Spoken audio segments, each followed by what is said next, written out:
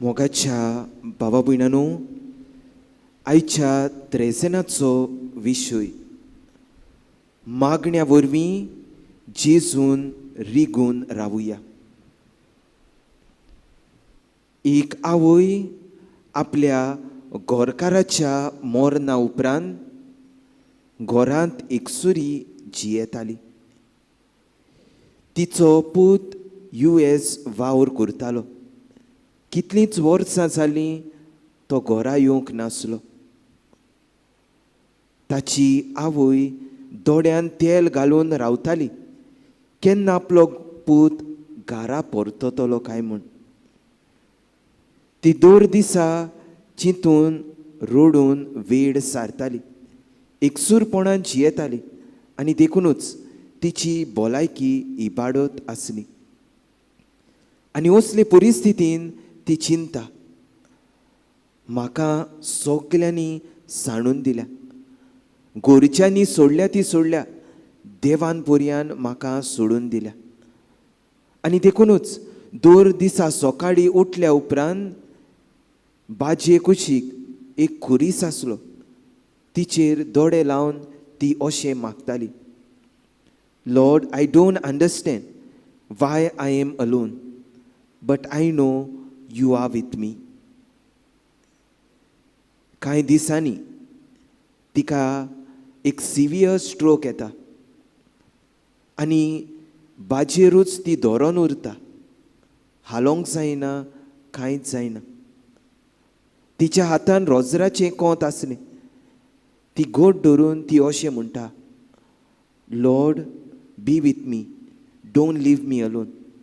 सायबा, म्हज्या सांगाता राव, म्हाका एकसुरी सोडनाका. आनी त्याच सांजे तिच्या दारार कोण तरी मारता. तिचो पूत US सावन परतता आनी तिची गंभीर परिस्थिती पळोवन ताच्या दोळ्यान दुकां व्हांवता. आनी उपरांत म्हणटा, आवय, म्हाका बोगोस, इतलीं वर्सां तुजे तावन हांव पयस आसलो. उपरांत आवय शांत मनान अशी म्हणटा, पुता म्हज्या, तूं म्हजे तावन पयस आसलो जायत, हांव एकसुरी आसली जायत, पूण जेजून म्हाका केन्नाच सोडूंक ना. तिका हॉस्पिटलान भरती करता, इलाज दिता आनी कांय दिसांनी ती शांतीन बापाच्या घरा परतता. उपरांत तिचो पूत तिचें रोजराचें कोंत आनी पवित्र पुस्तक पळोवन असो उद्गारता, हांव चिंतालो म्हजी आवय एकसुरी आसली म्हूण, पूण ती एकसुरी नासली. जेजू तिच्या सांगाता आसलो. मोगाच्या भावा भयणांनो, जो कोण जेजून रिगून रावता ताका देव केन्नाच जाणीना. आयज मागण्या वरवीं जेजून रिगून रावूंक आयचो सेवादूर आमकां उलो करता. मागणें जावन आसा एक देवाचें दान. It's a gift of God to us. जायते पावटी आमी मागणें म्हटल्यार आमकां दिसता फकत व्हड व्हड उतरांचो बडबड, पूण मागणें म्हटल्यार आमचें काळीज आमी देवाक उक्तें करूंक जाय. एका इश्टा लागीं आमी भासाभास करता, सगलें सांगता, ते भाशेन आमचें काळीज मोन आमी देवाक उक्तें करूंक जाय. आमच्या मोग्या लागीं आमी वेळ सारता, तेच भाशेन जेजू सांगाता आमी ओगेपणान वेळ सारूंक प्रयत्न करूंक जाय. जायते पावटी आमकां दिसता मागणें म्हटल्यार फकत गरजेच्या कोश्टा आकांता वेळारूच देवाक उलो मारप, पूण ना, मागणें जावंक फावना. Prayer should not be an emergency exit, but it should be a way of life. अशें म्हटलेलें आसा, जेन्ना मागणेच जाता आमचे सैम, तेन्ना ओचोरयां विस्मितां आमच्या जिवितान आमी पळोवंक पावता. आयच्या शिव वर्तमानान आमी पळयलां, जेजू म्हणटा, हांव दाखवेल तुमी फांटे. फांटो झाड न्हय. फांटो आपणाच वस्तूंगी रावंक शकना. तो मरतलो फुलां फोडां दिवंक पावचो ना. जेजू दाखवेल आमी फांटे. दाखवेल न्हय आमी फांटे. आमचेच वस्तूंगी आमच्यान जिवंक जायना. मरतल्याव फोडां दिवंक पावचो ना. पूण जेन्ना फांटो दाखवेलीक रिगून रावता तेन्ना तो सुबाम फोडां दिवंक पावता. तशेंच आमी जेजून रिगून रावलीं जाल्यार फोडवून जातोल्याव, जिवीत दितोल्याव आनी नवेपण अणभवूंक पावतोल्या.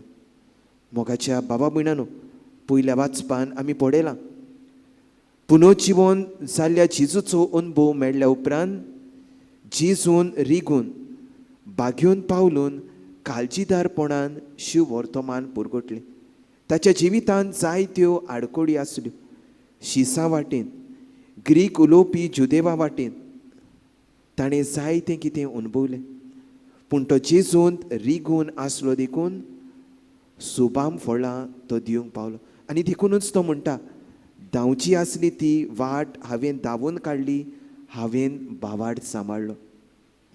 मोगाच्या बाबा भयणान, आमच्या जिवितांत कितेंय येवं, कितल्योय व्हड आडकोडी येवं, कितली व्हड पिडा येवं, पूण जेन्ना आमी जेजू रिगून रावता तेन्ना कसल्याय आडकोड्यांक आमी फुडो करूंक पावता. कित्याक एक बरोवपी म्हणटा, one who Niels before God can stand before any one. तर मोगाच्या बाबा भयणांनो, आयचो बाप कसो आमच्या जिवितांत कितें करुया. 3 वस्तू करूंक आमी वावरुया. पयले सुवातेर फामिलीचो एकवट. फामील जावन आसा मुळावी शाळा भावार्थाची. खेरीतपणी आवय बापूय, भुरगीं, जाणटीं सगलीं एकवटान जिवंक प्रयत्न करुया. दर एका कुटुंबाच्या वांगड्याक आसा तशींच मानून घेवंक प्रयत्न करुया. दुसरे सुवातेर समुदायीक एकवट. जंय दोगां वो तेगां म्हज्या नांवान एकठांय जाता थंय हांव हाजीर आसा. मोगाच्या बाबा भयणांनो, एकवटान येवन समाजान अनीत भ्रश्टाचार जाता ताचेर निशेध मारुया. सांगातान येवन एकामेकाच्या सुखा दुखान वांटो घेवया. आनी तिसरे सुवातेर श्रिश्टीताय एकवट. मोगाच्या बाबा भयणांनो, श्रिश्टीची निगा घेवया. फुटले पिणकेक ती सांबाळून दवरुया. जेन्ना कितें निसणटण जाता श्रिश्टीन तेन्ना सांगाता येवन आमचो प्रवादीक ताळो उबारुया. ह्या वेळार आमी सगलीं दोळे धांपुया. जायते पावटी आमकां दिसता मागणें करूंक आमकां वेळ ना. मागणी करून कसलो फायदो, असली भावना आमच्या मनान येता. जेजून कसलोय वावर करच्या पयलीं मागण्यान बापाच्या एकवटान वेळ जाल्लो. आमी दर एक वावर करता आसतना जिवितान कसलें म्हत्वाचें पावल मारता आसतना मागण्यांतल्यानूच देवाची खुशी कितें ती ओळखून घेवया. थोड्याच वेळान हो जेजू ह्या आल्तारार उंड्या सोऱ्या रुपान आमचे मुखार हाजी जातलो. पवित्र मिसाचें बलिदान जावन आसा एक व्हडांतलें व्हड मागणें. ह्या उंड्या सोऱ्या बरोबर आमचें जिवीत बापाच्या हातान घालुया.